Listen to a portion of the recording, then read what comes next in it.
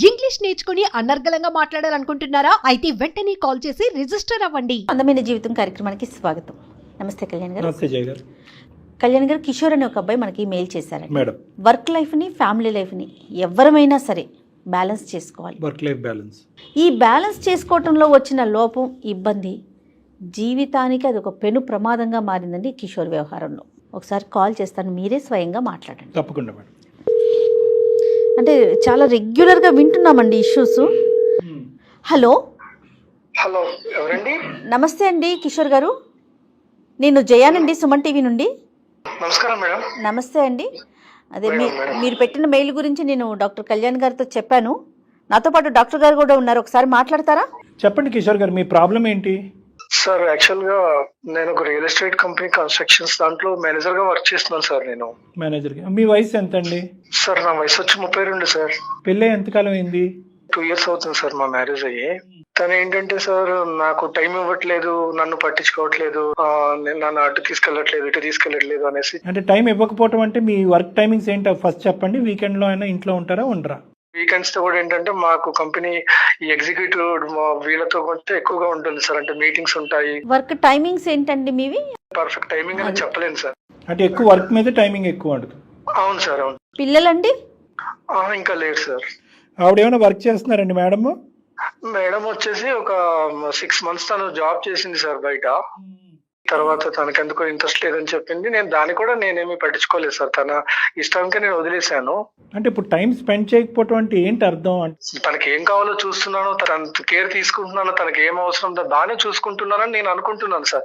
కానీ నాకు స్పెసిఫిక్ గా నాకు టైం ఇవ్వట్లేదు, నన్ను బాగా చూసుకోవట్లేదు. అనుకుంటే సరిపోదు కదా, ఆవిడ అనుకోవాలి కదా. అంటే తనేమి ఎక్స్పెక్ట్ చేస్తుంది, మీరేమి ఇవ్వగలుగుతున్నారు? అంటే తను ఎక్స్పెక్ట్ చేసేది ఏంటంటే సార్, మోర్ టైం కావాలి, నాకు ఎక్కువ టైం కావాలి, నాకంటూ ఫీలింగ్స్ ఉంటాయి, షేర్ చేసుకోవాలని దాని మీద ఎక్కువగా తను ఫైట్ చేస్తుంది మేడం. ఇప్పుడు 2 years పాటు మీరు జరిగినటువంటి ప్రయాణంలో నేను కష్టపడుతున్నాను, అన్ని సదుపాయాలు నువ్వు అడగకముందే నీకు ఇస్తున్నాననే ఆలోచన మీదే ఉన్నారు. కానీ అసలు ఆ అమ్మాయికి ఏం అవసరం, ఆ అమ్మాయి ఏం కోరుకుంటుంది అనేది డిస్కస్ చేసే అంత టైం కూడా మీకు లేదు. కానీ మీరు ఇచ్చేది సరిపోతుందా, మీరు ఇచ్చింది కాకుండా ఇంకా ఏమైనా కోరుకుంటుందా అన్నది కూడా పసిగట్టలేనంత బిజీగా మీరు అయిపోయారు. నా వర్షన్ కూడా కొంచెం ఆలోచించాలి కదా సార్. మీ వర్షన్ ఏంటి చెప్పండి. మీరు నా ప్రొఫెషనల్ టెన్షన్స్ ఏంటంటే తను కూడా ఆలోచించాలి కదా. కరెక్ట్ కాదు, మీ టైమింగ్స్ చెప్తే మాకు కొద్దిగా క్లారిటీ వస్తుంది. ఎర్లీ మార్నింగ్ 7 గంటలకు వెళ్ళిపోతుంది సార్. కొంచెం లేట్ నైట్స్ అవుతుంటుంది. మాకు ఆఫ్టర్ ఆఫీస్ అవర్స్ కూడా మాకు ఎక్కువగా బిజినెస్ మీట్స్ అవి ఎక్కువగా మేము కమ్యూనికేట్ అవ్వాల్సిన అవసరం ఉంటుంది.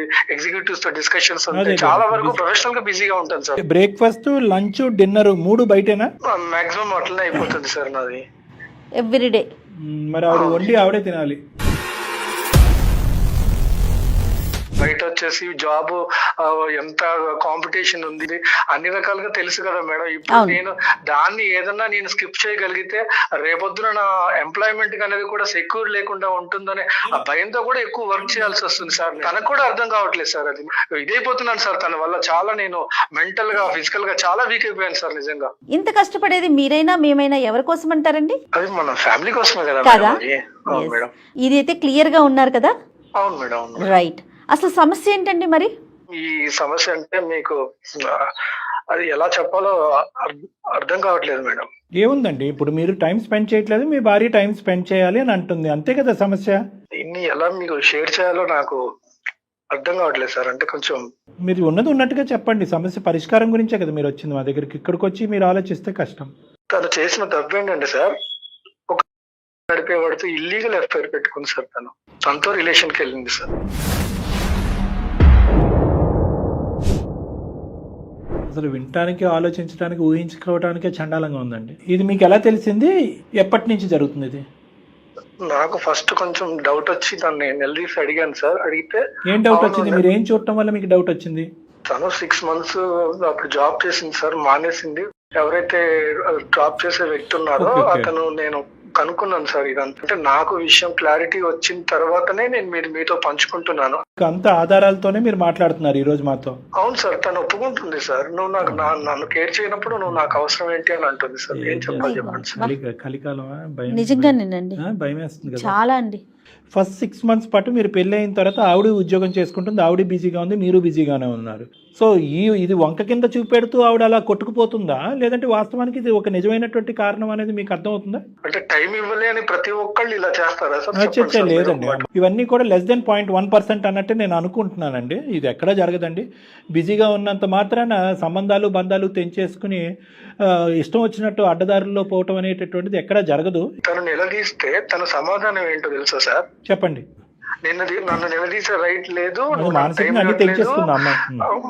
అని చెప్తూ సార్. ఇంకొకటి తను అంటుంది ఎక్కువగా నువ్వు నన్ను ఈ విషయంలో క్వశ్చన్ చేస్తే సార్ నేను సూసైడ్ చేసుకుని చచ్చిపోతాను, నీ పేరు రాస్తానని చెప్పి బెదిరిస్తున్నారు సార్.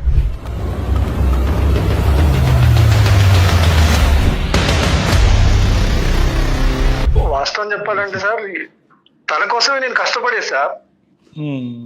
తను బాగుండాలని నేను పని చేసేటప్పుడు తను ప్రాణం తీసుకొని నా పేరు రాయటం ఏంటి సార్?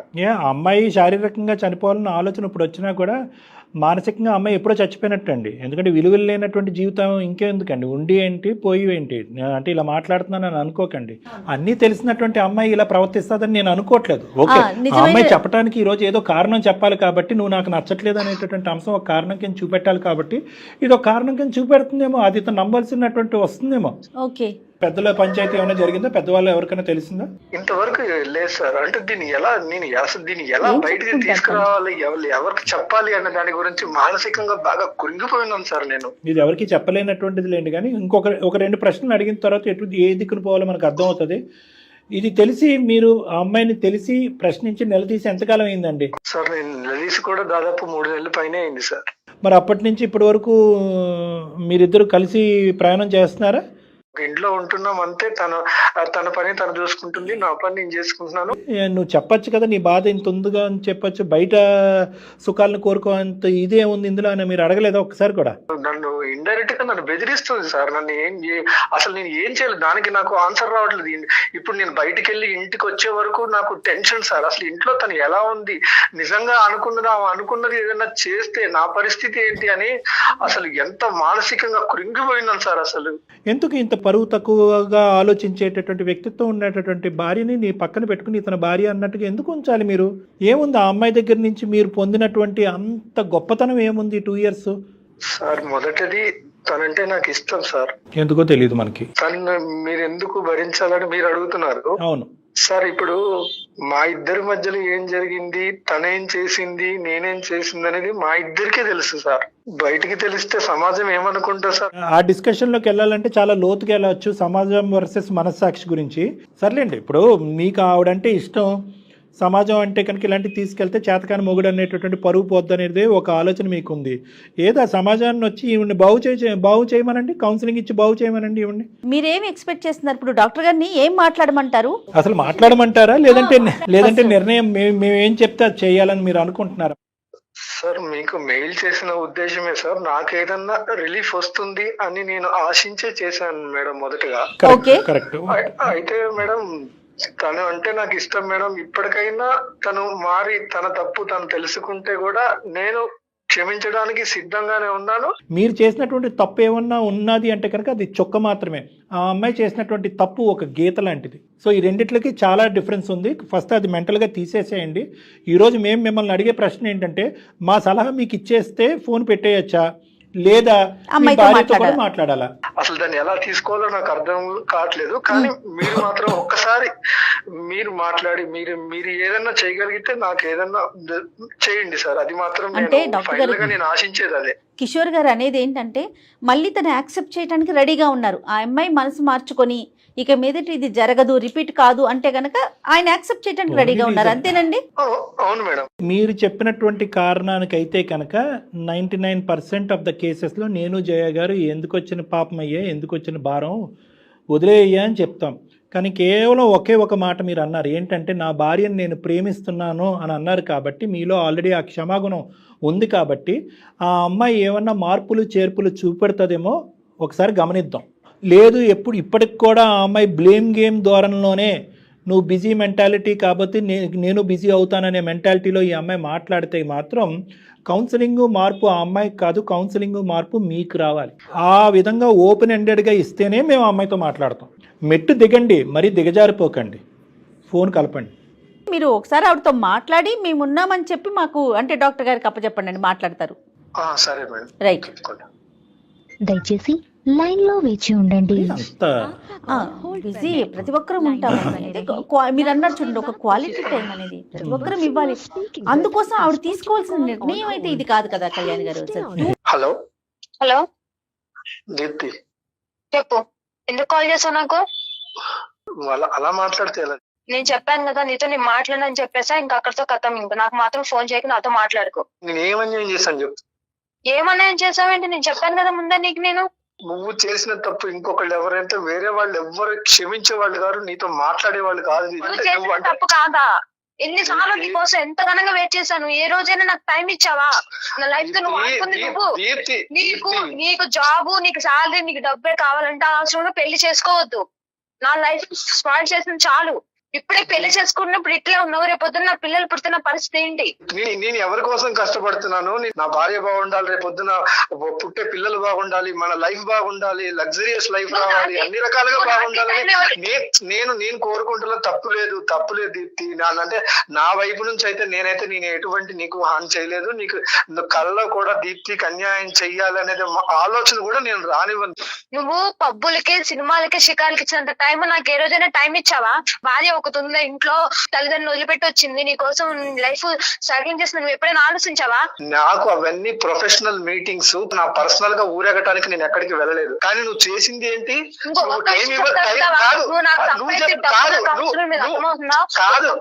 నాతో ప్రేమగా మాట్లాడు, నాతో నువ్వు సంపాదించే డబ్బు నాకు అవసరం లేదు. అంటే బిజీగా ఉన్న భర్తలందరికీ కూడా భార్యలు ఇలానే చేస్తారా? నేను దేనికి సమాధానం చెప్పినంత అవసరం లేదు. ఎవరైనా సరే జాబ్ చేసే పర్సన్ పిల్లలతో ఉండట్లేదా? టైం స్పెండ్ చేయట్లేదా? చెప్పు. నేను ఏదైనా ఫంక్షన్ కి వెళ్తుంటే నీ మొగుడేడమ్మా అని చెప్పి అడుగుతున్నారు. నేనేం సమాధానం చెప్పను? నాతో ఉండట్లేదు, బయట వాళ్ళతో తిరుగుతున్నా, నేను చెప్పుకోను సమాధానము. నేను ఎవరితో తిరిగా నా నేచర్ ఆఫ్ డ్యూటీ, నా నేచర్ ఆఫ్ బిజినెస్, నా నేచర్ ఆఫ్ ప్రొఫెషనల్ వర్క్ నాది డిఫరెంట్. ప్రతి ఒక్క మనిషికి ఒక్కొక్క వర్క్ లో ఒక్కొక్క లైఫ్ స్టైల్ ఉంటుంది. నన్ను అర్థం చేసుకుంటావేమనుకున్నావు, కానీ నువ్వు చేసిన పనికి సమాధానం ఏంటి? నన్ను నువ్వు మానసికంగా కృంగదీసి నువ్వు చేసిన పని సమాధానం చెప్పు. 3 నెలల నుంచి నరకం అనుభవిస్తున్నా తెలుసా నీకు? ఫైనల్ గా ఒక విషయం చెప్తున్నా నేను. కానీ నువ్వు ఎన్ని చేసినా గానీ నేను క్షమించగలుగుతున్నానంటే నువ్వంటే నాకు ఇష్టం కాబట్టి. సరే, తెలిసి చేసావా, తెలియక చేసావా, నేను దాని గురించి నేనేమో దాని గురించి పూర్తి డీటెయిల్స్ కి వెళ్ళట్లేదు. నేను దాని గురించి ఇప్పుడు ఆలోచించట్లేదు. మానసికంగా చచ్చిపోయి ఉన్నాను. ఒకటే ఒక కారణంతో, ఒకటే ఒక సమాధానం ఏమైనా దొరుకుతుందని చెప్పేసి నేను డాక్టర్ గారికి వాళ్ళకి నేను ఒక్క మెయిల్ పెట్టాను.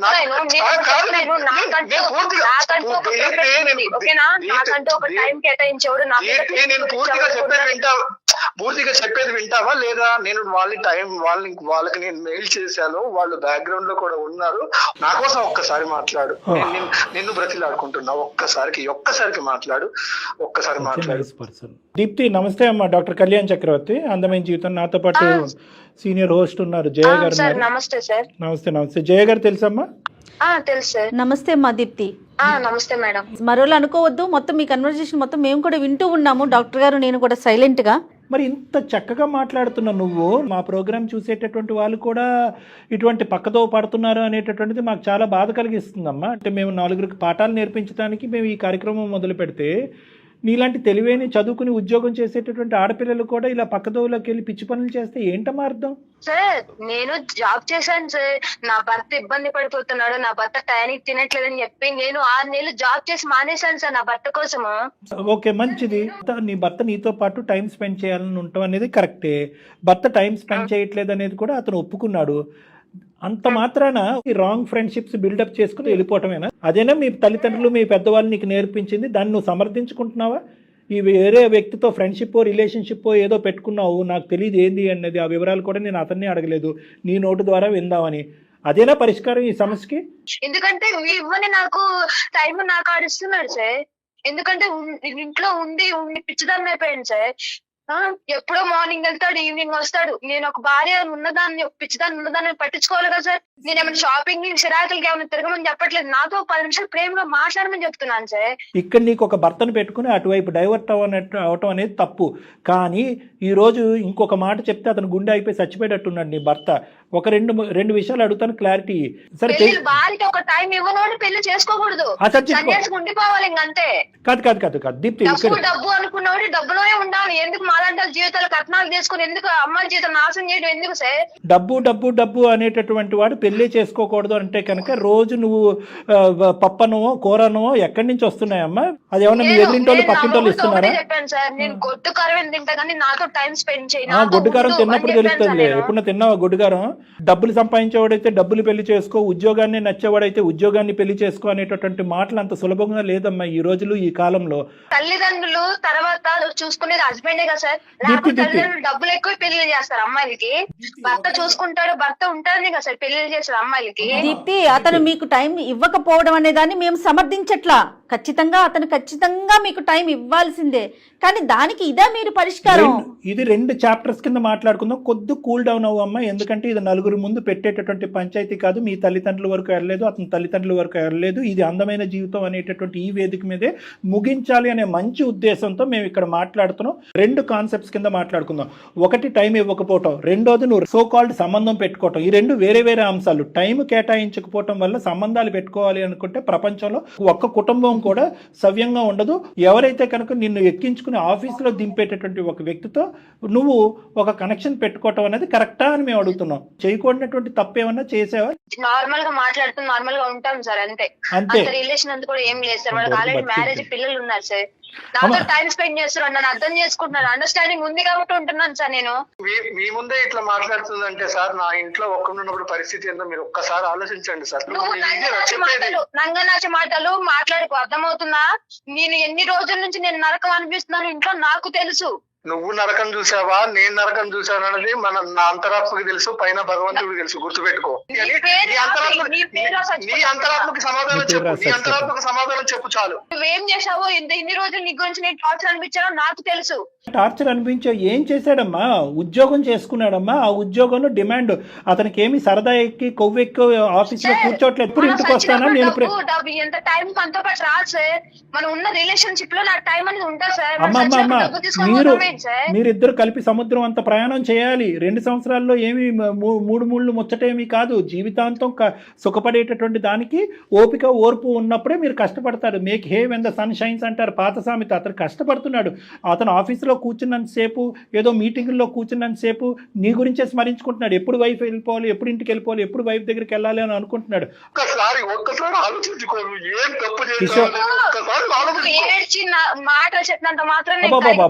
నీ మనసు కరగదులే, నీ మనసు ఎలాంటిదో మాకు తెలుసులే. కానీ దీప్తి, ఒకే ఒక మాట ఇదే. కానీ ఈరోజు కిషోర్ కాకుండా నువ్వు మాకు ఈమెయిల్ పెట్టుంటే, ఏమని ఈమెయిల్ పెట్టుంటే, సార్ మేము చాలా బిజీగా ఉంటున్నాడు మా భర్త, ఒక క్షణం కూడా నాతో టైం స్పెండ్ చేయడానికి లేదు, పని ఉద్యోగం డబ్బులు అనుకుంటూనే తిరుగుతున్నాడు, నా మొగుడు నాతో టైం స్పెండ్ చేయకపోవటం వల్ల నేను మనస్తాపం చెందాను, బాధపడ్డాను, డిప్రెషన్లో ఉన్నాను, ఒక్కసారి ఫోన్ చేసి నా భర్తతో మాట్లాడి నా భర్తను నాతో టైం స్పెండ్ చేసేటటువంటి విధంగా ఉంటే కనుక నీకు 4 కొబ్బరికాయలు కొట్టి దండం పెట్టి అతను మార్చి ఇచ్చి ఉండేవాళ్ళం. కానీ అతను పద్ధతి కరెక్ట్గా లేదు అని చెప్పి నీకు నువ్వుగానే నిర్ణయాలు తీసేసుకుని, మీ నాన్న బిజీగా ఉన్నాడని చెప్పి మీ అమ్మ నిర్ణయం తీసుకుంటే ఎలా ఉంటుందమ్మా ఇదంతా? వ్యవస్థ ఏమన్నా నిలబడుతుందా? సంసారాలు కాపరాలు ఏమన్నా నిలబడతాయా? మీ అమ్మ నాన్నల పిలువు, మీ ఊరు ప్రజలందరినీ పిలువు. ఎవరైనా కూడా ఈరోజు కిషోర్ చేసేటటువంటిది తప్పు అని ఎవరు అనరు. నీ అంతరాత్మకు తెలుసు కిషోర్ తప్పు చేయలేదు అని చెప్పి. ఇప్పుడే కష్టపడాలి అనే ఆలోచనతో వెళ్ళినటువంటి వ్యక్తులు తప్పు కాదు. డ్యూటీలు ఉద్యోగాలు ఉదయం 7 నుంచి సాయంత్రం 7 వరకు కష్టపడేటటువంటి మగాళ్ళు ఎవరు కూడా పెళ్లిళ్ళు చేసుకోకూడదా? ఇది నువ్వు ఒక కొత్త గ్రంథం రాస్తున్నావా? ఇందాకటి నుంచి నేను అదే మాట అడుగుతున్నాను, మళ్ళీ నేను చెప్తున్నాను. అంత వాదించవలసినటువంటి అవసరం లేదు. ఏంటి ఇందాకటి నుంచి నువ్వు బెదిరిస్తున్నావేంటి? అతని పేరు రాసి చచ్చిపోతానంటే రాసి చచ్చిపోవమ్మా. ఎవరు వద్దన్నారు? ఏమని రాస్తావు? అందులో ఏమని రాస్తావు? ఏం కథ రాద్దాం అనుకుంటున్నావు? టార్చర్ పెట్టాడు, నన్ను ఇట్లా టార్చర్ ఏ టార్చర్ పెట్టాడు? అదే వివరించాలి కదా. నువ్వు టార్చర్ అంటే ఏ విధంగా హింస పెట్టాడు, ఏ విధంగా టార్చర్ పెట్టారు? కర్రతో కొట్టాడా, కత్తితో కోసాడా, తాగొచ్చి తందనాలు ఆడాడా, ఏం చేశాడు? భార్య అక్రమ సంబంధం పెట్టుకుని ఇంట్లోంచి బయట పారిపోతే కనుక నేను అక్రమ సంబంధమే అంటానమ్మా. నువ్వు చెప్పినటువంటి దాన్ని ఈ విధంగా సమర్థించుకుంటూ అతను టైం స్పెండ్ చేయట్లేదు కాబట్టి నేను నాది ఇలా నడిపిస్తున్నాననే మాటని, ఆ వాదన నేను అస్సలు విన్నాను. నీకు ముందు నుంచే ఆ అబ్బాయితో సంబంధం ఉంది, నీకు ముందు నుంచే ఆ అబ్బాయి అంటే అట్రాక్షన్ ఉంది కాబట్టి నువ్వు వెళ్ళిపోయావు అనేటటువంటిదే మాట్లాడతాను. నువ్వు నీ బ్యాడ్ హ్యాబిట్స్ మానుకోవటం గురించి ఈ అబ్బాయిని వర్క్ కట్ చేసుకోమంటాం అనేది అసలు ఎవరు సమర్థించరు. సార్ నా భర్త నేను పెళ్లి చేసుకున్న కాడి నుంచి నా భర్త తప్ప ఎవరిని నేను అట్లా అనుకోలేదు సార్. Right, okay. వీరి గురించి ఆలోచించి టైం అంతా పెట్టి పిచ్చిదానిలాగా ఉండ్లో ఎప్పుడు వస్తాడని చెప్పి కడుపులు కాచుకొని కళ్ళతో ఎదురు చూసిన రోజులు ఉన్నాయి సార్. ఓకే, నువ్వు ఒక డిప్రెషన్ లో ఈ పని చేసావు అంటే కనుక అతనితో మేము మాట్లాడటానికి ఒక అవకాశం ఉంది. నా భర్త కరెక్ట్ గా ఉండి నాతో టైం స్పెండ్ చేస్తే నాకు ఓకే సార్. అంటే ఏంటమ్మా ఓకే అంటే? నాకంటే నేను కరెక్ట్ గా ఉంటాను సార్, తనతోనే ఉంటాను. నీ భర్త మారాలి అనేటటువంటి మాట ముందు ఫస్ట్ నేను మారుతాను సార్, నేనేదో తెలియక ఒక డిప్రెషన్లో నాకు ఒంటరితనం వల్ల బాధపడుతూ ఏం చేయాలో తోచక ఒక అనవసరమైనటువంటి అట్రాక్షన్కి నేను లోనయ్యాను అనేది ఫస్ట్ నువ్వు నీ వైపు నువ్వు వేలెత్తి చూపెట్టుకుని మాట్లాడితే కనుక తర్వాత మిగతా అంశం మాట్లాడతాను. నువ్వు చేసింది తప్పా కాదా? ఆమెకు పశ్చాత్తాపం కనపడలేదు సార్, ఇప్పటికీ ఆమెకు పశ్చాత్తాపం లేదు. తప్పు చేశానని ఈ రోజు కూడా ఒప్పుకోలేకపోతుంది సార్. నాతో నీ భార్యతో నేను కరెక్ట్ గా ఉంటాను, నా భార్యకి ఒక టైం ఇస్తాను, నా భార్యతో ఉంటాను. నువ్వు చెప్పావా కట్టుకున్న మొగుడివి పెళ్ళం ఉంటుంది, పెళ్ళంతో టైం స్పెండ్ చేయాలి, తనకంటూ ఒక కోరికలు ఉంటాయని చెప్పి అమ్మా ఒకటి కిషోర్, ఇది 4 గోళ్ల మధ్యన నలిగేటటువంటి అంశం కాబట్టి నువ్వు ఇలాగా ఈ విధంగా ఇంత గాంభీరంగా ఇంత ఘాటుగా మాట్లాడుతున్నావు. కానీ ఇంకొక 10 మంది మీ అమ్మ నాన్న అటు ఇటు ఉంటే కనుక 2 చెంపలు వాయిస్తారు నీకు. ఇప్పటికైనా మారేటటువంటి అవకాశాన్ని ఆలోచించుకో. ఒకే ఒక మాట నేను అంటున్నాను, అతను ఎలా మారుతాడు, ఎంత నీ టైం స్పెండ్ చేస్తాడు అనేటటువంటిది తర్వాత మాట్లాడదాం. ఇందాకటి నుంచి చెప్తున్నాను, ఈ 2 వేరే అంశాలు. ఒక చొక్కా వర్సెస్ పెద్ద గీత అని అన్నాను. నువ్వు చేసినటువంటిది ముమ్మాటికి తప్పు, నేరం. నీ మనస్సాక్షి మీద చెయ్యేసుకుని నువ్వు చేసింది ముమ్మాటికి తప్పా కాదా? తప్పేనా? తప్పు. ఓకే, ఇప్పుడు ఒకటైతే నువ్వు చెప్పావు అతనితో ఏదో రిలేషన్షిప్ ఏమీ లేదు, అతను నాతో మాట్లాడేవాడు, నేను అతనితో మాట్లాడాను. అక్కడ వరకు నీ క్యారెక్టర్ అనేటటువంటిది చాలా పదిలంగా ఉంది, అన్నిటికంటే ముఖ్యమైన అంశం. ఈ తప్పుకి పరిష్కారం ఏంటమ్మా? ఏ విధంగా నువ్వు కిషోర్ని క్షమాపణకు అడుగుదామని అనుకుంటున్నావు? ఫస్ట్ అది చెప్పు. నువ్వు తప్పు చేసావా అనేది 3 నెలలు బట్టి కిషోర్ నీ వెంట పడుతున్నాడు. ఒక్కసారైనా అవునండి నేను తప్పు చేశాను, నన్ను క్షమించండి, కానీ మీరు కూడా ఇలా మారండి అని అనుంటే అసలు మా వేదిక ఎందుకు? నువ్వు చేసినటువంటి పన్నే సమర్థించుకుంటున్నావు. ఆఖరికి ఈ కాల్ మొదలయ్యి 1 గంట అయింది, నిన్నే నువ్వు సమర్థించుకుంటున్నావు. ప్రపంచంలో ఏ స్త్రీ కూడా సమర్థించుకోదు, నువ్వు సమర్థించుకుంటున్నావు. తప్పది. ఫస్ట్ నా భర్త కరెక్ట్ గా ఉంటే నేను బయటకు వెళ్ళేదాన్ని కదా. అతనితో మాట్లాడు. నేను మారుతాను సార్. ఫస్ట్ నేను చేసిన తప్పులని ఒప్పుకుంటాను సార్ నా భర్త ముందు. భర్త నీ ముందే ఉన్నాడు, మాట్లాడు, నీ భర్తతో మాట్లాడు. నేను ఇన్ని రోజులు నేను తప్పు చేశాను కాబట్టి నా మనస్ఫూర్తిగా చెప్తున్నా, ఇప్పటి నుండి నా నుండి ఎటువంటి మిస్టేక్స్ కానీ ఎటువంటి తప్పు కానీ జరగదు. ఇప్పటి వరకు నేను కరెక్ట్ గా ఉంటాను.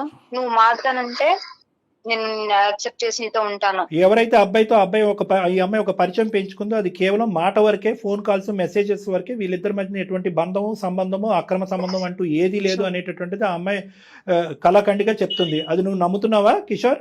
నేను నమ్ముతున్నాను సార్. మీ వైఫ్ క్లియర్ కట్ గా చెప్పింది, ఈ చండాలం అంతా దులుపుకుని కడుక్కుని ముందుకు వస్తాను, మనం హ్యాపీగా ఉందామని అడుగుతుంది. కానీ దానికి రిటర్న్ గా ఈ బంధాన్ని ఇలా పదిలంగా స్ట్రాంగ్ గా ముందు వెళ్ళాలి, 4 పిల్లలు కనాలి అనేటటువంటి ఆలోచనతో మీరు ముందుకు వెళ్ళాలంటే మీరేం చేస్తారు? మీరేం చేయాలనుకుంటున్నారు? నేను ఆత్మ పరిశీలన చేసుకున్నాను, రియలైజేషన్ కాదు. మీరు కాదు, అమ్మాయికి తెలియచేయండి, తను కదా నమ్మాల్సింది మిమ్మల్ని. గతం గురించి ఏం జరిగింది అనే దాని గురించి నేనైతే పూర్తిగా వదిలేదలుచుకున్నాను. ఖచ్చితంగా నేను నా తరపున ఏదన్నా పొరపాటు నీకు అనిపిస్తే మాత్రం దాన్ని కూడా నువ్వు చెప్పొచ్చు. ఇలా మారిపోయి మంచిగా ఉంటావు అనుకుంటే నాకు అంతకంటే సంతోషం అయితే ఏం లేదు. నా తరపు నుంచి ఏమన్నా మార్చుకోవడానికి కూడా నేను సిద్ధంగానే ఉన్నా. నువ్వు కరెక్ట్ గా ఉండి నాతో టైం స్పెండ్ చేసి మా ఫ్యామిలీతో ఉంటానంటే బీ హ్యాపీ. నాకు మధ్యం కలిసి ఉన్నా. నేను మనస్ఫూర్తిగా చెప్తున్నాను, నన్ను క్షమించు. Okay very good, both of you very good, all the best. అమ్మ ఒకసారి మీరు ఏమన్నా అంటే నన్ను లేదంటే ఎవరైనా కౌన్సిలర్ని ఒకసారి కలిస్తే కనుక ముఖ్యంగా ఈ వర్క్ లైఫ్ బ్యాలెన్స్ మీద ఒక 2 మంచి మాటలు కౌన్సిలింగ్లో కూడా చెప్పడానికి అవకాశం ఉంటుంది. ఎందుకంటే ఈ రోజు వరకు అతను పని తగ్గించుకోవటం, పని పెంచుకోవటం అనేది అతని చేతుల్లో లేనటువంటి పని. వాస్తవాలు నీకు తెలియాలి కాబట్టి చెప్తున్నాను దీప్తి. ఒక అంశం పరిగణలోకి వచ్చింది కాబట్టి అతనికి ఇంకో దిక్కుతోచినటువంటి పరిస్థితిలో స్టెప్ డౌన్ అవుతున్నాడు. అతను ఏమి ఆ సంస్థకి యజమాని ఏమీ కాదు. అలాంటి 10 సంస్థలు ఏమి అతని చేతిలో రావు. రేపటి నుంచి నేను ఇప్పటి వరకు రాత్రి 9ంటికి వెళ్ళేవాడిని, ఈ రోజు నుంచి 5ంటికి వెళ్తానంటే వాళ్ళు ఉద్యోగాలను తీసేస్తారు. సో కాబట్టి ఏంటంటే ప్రాక్టికాలిటీ ఆఫ్ ద సిచ్యువేషన్ కూడా నువ్వు అర్థం చేసుకోవాలి. మీరిద్దరూ అది నా దగ్గర నుంచి వినాలి అనుకుంటే 1-2 సార్లు మీరిద్దరు కలిసి నా దగ్గర రండి, అది కూడా నేను మీకు సూచిస్తాను. ఓకేనమ్మా? సరే రైట్. దీప్తి అండ్ కిషోర్ గారు, thank you madam. All the best అమ్మా. నిజంగా భయపడ్డాను జయ గారు, ఇది ఇంకో విధంగా ఎండ్ అవుతుందేమో అని చెప్పి. అంటే అంతా అయిపోయిందని అనుకున్నాను. రైట్. ఎనీహౌ కథ ఒకసారి మీ దగ్గర కౌన్సిలింగ్ వస్తే మీరు ఏదైతే చెప్తున్నారో work life balance. Work life the అది మాత్రం కొంచెం క్లియర్ గా చెప్పండి. కళ్యాణ్ గారు, నమస్తే.